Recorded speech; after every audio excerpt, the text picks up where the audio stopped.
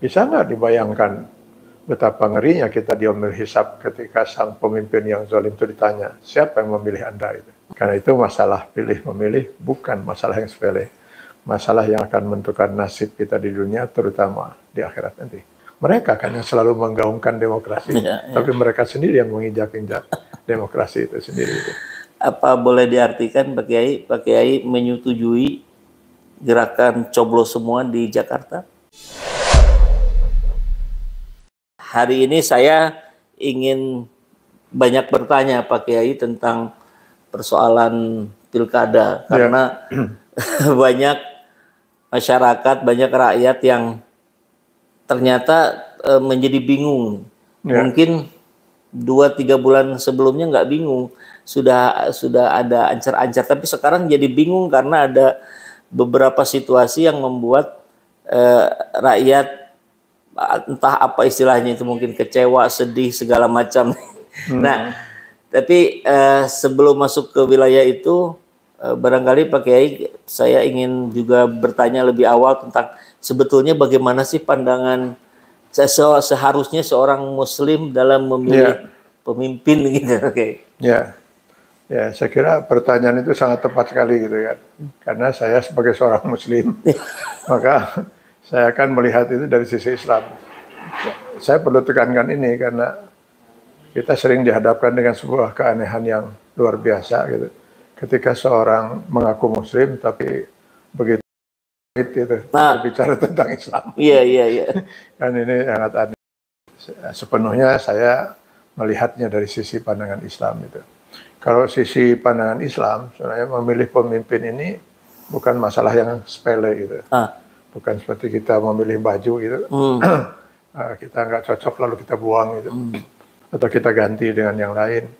Tapi masalah yang akan menentukan selamat tidaknya kita dalam kehidupan di dunia, terutama tujuan utama kita sebagai seorang Muslim, selamat di akhirat. Karena itu kalau kita ambil analogi gitu, karena seorang suami itu adalah pemimpin, ar-rijalu qawwamuna 'alan nisa, ya. Maka tidak ada pilihan bagi seorang gadis untuk memilih seorang pemimpin untuk dirinya gitu. Kecuali dia mutlak harus seorang Muslim. Al-Baqarah 221. Tidak mungkin sama sekali baginya untuk memilih pemimpin yang bisa membawa bagian akhirat itu bukan seorang Muslim gitu. Nah, kalau sudah dia seorang Muslim, maka dia juga harus seorang yang fazfar bizatiddin, yang artinya Muslim yang terbaik agamanya gitu. Ini bukan hanya saja ketika dia memilih calon istri, terutama kalau dia seorang istri, karena suami itu adalah pemimpin lagi.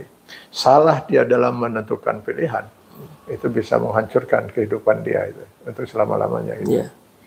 Termasuk atau mungkin juga keturunan. Tapi mungkin korbannya paling hanya diri dia dan 2 anak gitu.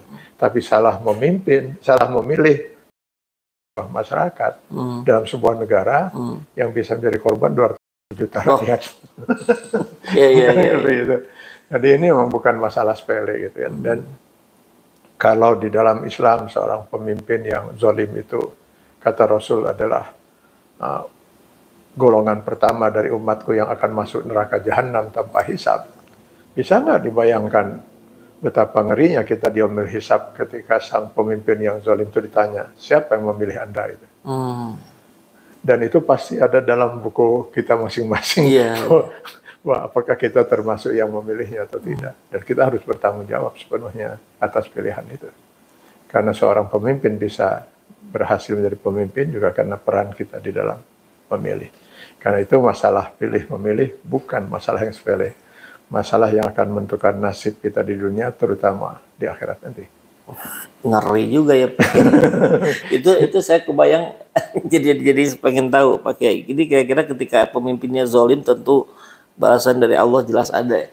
Jadi ketika kita secara sadar termasuk bagian dari yang memilih orang zalim itu, pemimpin zalim itu kita harus ikut. Siksanya gimana gitu? Kita dimarah. Ya, kita harus ikut. Makanya di dalam Al-Quran itu Ketika Allah mengharamkan zina, Allah mengharamkan minum khamar, berjudi, tidak ada bahasa diharamkan kamu berzina, diharamkan kamu minum khamar atau judi. Yang ada bahasanya jangan dekati, jauhi. Kenapa dengan bahasa seperti itu? Untuk memperluas wilayah hukum. Karena kalau diharamkan kamu berzina, berarti yang berdosa cuma yang berzina saja. Tetapi dengan jangan dekati, berarti semua yang terlibat terjadinya perzinahan itu harus ikut menanggung perbuatan dosa itu. Ya, ya. Berat sekali itu. Nah, seperti itu dia dalam hal memilih pemimpin. Nah, saya yakin sih, mudah-mudahan keyakinan saya salah Pak Kiai. Ini mayoritas umat Muslim di Indonesia ini mikirnya nggak sampai ke pertanggungjawaban di akhirat ini, sehingga ya kita salah pilih kemarin gitu. Ya, mungkin itulah perlunya kita sekarang membahas sekarang ini ya. Mudah-mudahan bisa menyadarkan umat itu bahwa urusan keislaman kita bukan hanya urusan sholat, zakat, saum, haji saja, tapi urusan seluruh kehidupan kita, apalagi memilih pemimpin yang akan menentukan nasib. Nah, kalau di Jawa Barat kurang lebih 50 juta rakyat. Kalau kita memilih kemarin di Pilpres itu 270 juta. Itu ya, kita harus benar-benar ekstra hati-hati dan jangan sampai salah dalam memilih. Nah, kalau ada sekitar kira-kira semacam rambu-rambu apa kriteria gitu Pak Kiai dalam memilih pemimpin tuh, tentu banyak kriteria, tapi dalam pandangan Islam yang harus diutamakan tuh apa saja itu Pak Kiai? Ya tadi yang pertama dia harus Muslim. Dan yang kedua dia harus taat pada Allah dan Rasul. An-Nisa 59. Ati'ullah wa atir Rasul wa ulil amri minkum. Dan mungkin kalau dia ideal itu ya seperti kepemimpinan Rasulullah ya. Misalnya siddiq, amanah, tabligh dan patonah. Itu, tapi ya paling tidak yang mendekati itulah. Yang mendekati itu. Kalau kita tidak melihat ada tidak yang mendekati ideal seperti itu gitu. Jadi yang pertama dia harus Muslim. Jadi yang kita khawatirkan kalau ada yang berbaju Islam tetapi diragukan keislamannya. Ini berbahaya betul kalau sampai terpilih kan itu. Kalau seandainya umat sampai tidak menyadari bahwa sebenarnya ini betul Muslim atau bukan itu. Padahal syarat pertama dia harus Muslim. Kalau seorang Muslim memilih pemimpin dia harus Muslim. Baru kemudian apakah dia Muslim yang taat atau tidak gitu. Kalau sekarang keislamannya saja sudah diragukan, nah itu harusnya sudah disingkirkan dari salah satu calon yang akan dipilih. Nah, kalau bicara panduan yang seperti barusan disampaikan, kita sudah yakini, tapi kemudian ternyata -1 gitu, atau apa, ada serangan fajar, biasa disebut gitu, 100-200 ribu. Ternyata di Pilpres kemarin kan begitu Pak Kiai. Kita melihat ada satu wilayah yang itu sudah berbulan-bulan, bekas tahun terakhir itu arahnya udah ke sini nih. Ternyata hanya oleh 200 ribu beralih itu mayoritas. Dan itu Muslim mayoritas. Ini lebih ironis lagi. Apalagi dia akan memilih pemimpin yang bukan pilihannya, terpaksa harus memilih itu. Kedua, dia menerima uang sogokan. Dan itu bahasa dalam hadis itu, la'anallahu rasi wal murtasi. Allah melaknat orang yang menyogok dan yang disogok. Jadi berlipat ganda. Berlipat ganda. Dia sudah memilih yang bukan seharusnya dia pilih, dan itu dia harus menanggung resiko itu. Dan yang kedua, dia sudah harus siap untuk menerima laknat Allah karena menerima sogokan. Dan itu nanti itu dosanya itu memang berlipat-lipat juga atau? Ya kan sekarang kalau kita memilih seorang pemimpin yang memang zalim ya, karena memang caranya pun sudah cara yang zalim juga kan itu. Nah, kita bisa bayangkan berapa kezaliman yang akan dia lakukan selama dia menjabat sebagai pemimpin. Nah, kita tetap saja ada saham di situ, walaupun saham kita katakanlah cuma 0, sekian persen. Tapi kalau 0, sekian persen kali sekian kezaliman. Iya. Baik, Pak Kiai. Saya tadinya berharap kita membahas 38 pilkada provinsi. Karena kan bagaimanapun di situ tentu ada umat muslimnya, baik yang mayoritas maupun yang minoritas. Tapi mungkin ya dengan keterbatasan waktu, lain kali kita bisa lanjutkan diskusi ini. Tentu yang hari ini kita ingin kaji, kita ingin bahas, Ini 2 provinsi besar dulu nih Pak Kiai.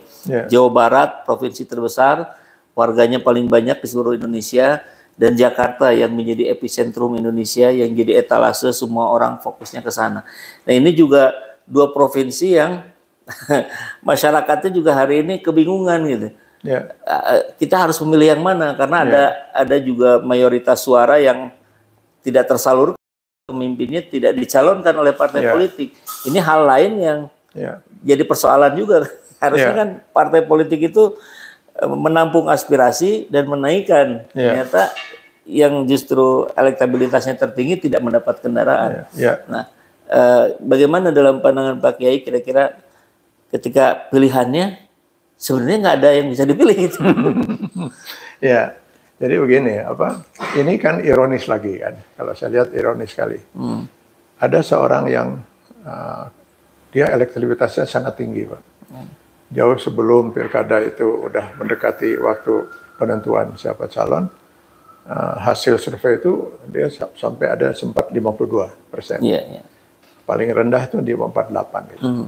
Mestinya calon yang seperti ini akan menjadi rebutan semua partai, kan? Logikanya kan itu. Semua partai pasti akan memperebutkan yang bersangkutan, karena semua partai pasti ingin calonnya menang, kan? Betul.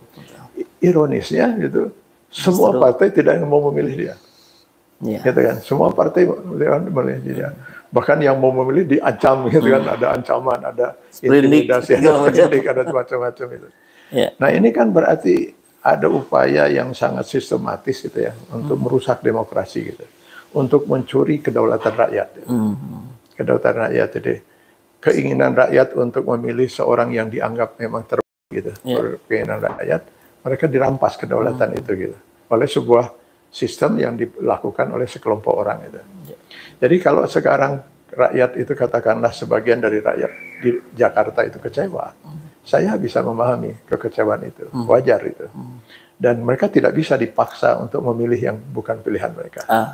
Ya itu kan, mereka harus memilih tadi naluri kan pemilihan itu. Karena itu saya pikir juga orang-orang yang selama ini merusak demokrasi dan mencuri kedaulatan rakyat ini, mereka juga harus diberi pelajaran bahwa sebenarnya kedaulatan itu ada di tangan rakyat. Sehingga mereka tidak bisa seenaknya melakukan sesuatu dengan mencuri kedaulatan rakyat itu. Jadi kalau sekarang digaungkan coblos ketiga-tiganya, nah itu salah satu mungkin cara rakyat mendidik mereka gitu, bahwa mereka tidak boleh haram untuk mencuri kedaulatan rakyat dan merusak demokrasi. Mereka kan yang selalu menggaungkan demokrasi, tapi mereka sendiri yang menginjak-injak demokrasi itu sendiri. Apa boleh diartikan Pak Kiai menyetujui gerakan coblos semua di Jakarta? Kalau saya gitu, kalau saya warga Jakarta, saya akan memilih itu. Oke, clear ya. Kalau saya warga Jakarta, cuman saya jelas akan tidak memilih gitu kan, karena memang saya di Bandung. KTP Bandung ya.